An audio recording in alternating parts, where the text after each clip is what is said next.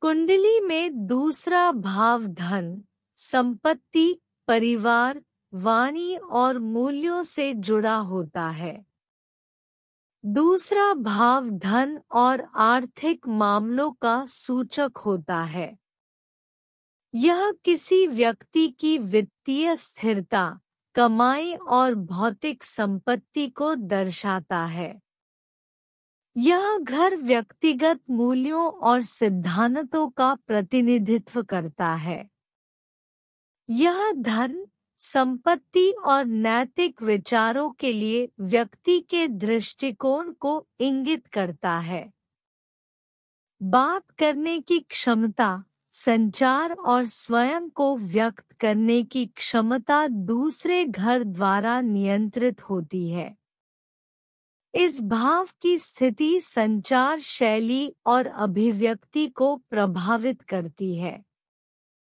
दूसरा घर परिवार से जुड़ा होता है, विशेष रूप से परिवार के तत्काल सदस्यों जैसे माता पिता और भाई बहन। यह करीबी रिश्तेदारों के साथ संबंधों में अंतर्दृष्टि प्रदान करता है।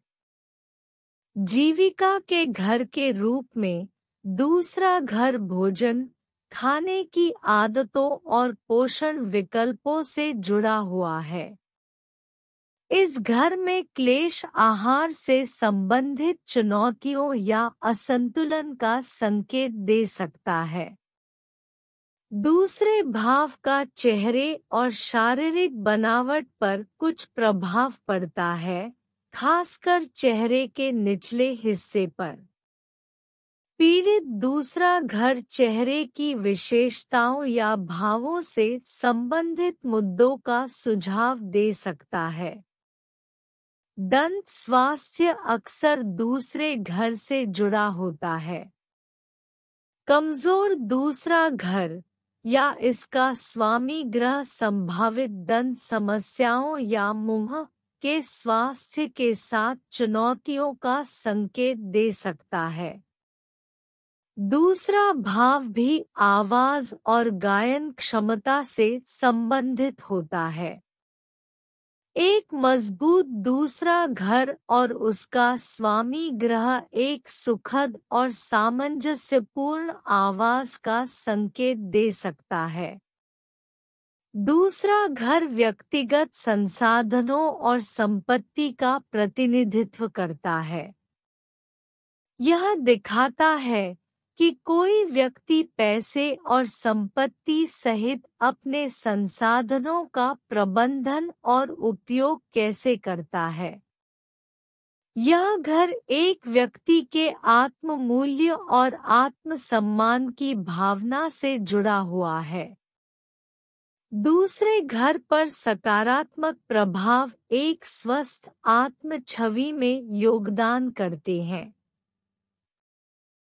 दूसरा घर उन मूल्यों में अंतर्दृष्टि प्रदान करता है जो एक व्यक्ति रिश्तों में लाता है, जिसमें वे वफादारी, विश्वास और साझा संसाधनों के संदर्भ में महत्वपूर्ण मानते हैं। एक मजबूत दूसरा घर अक्सर वित्तीय स्थिरता और धन जमा करने की क्षमता से जुड़ा होता है।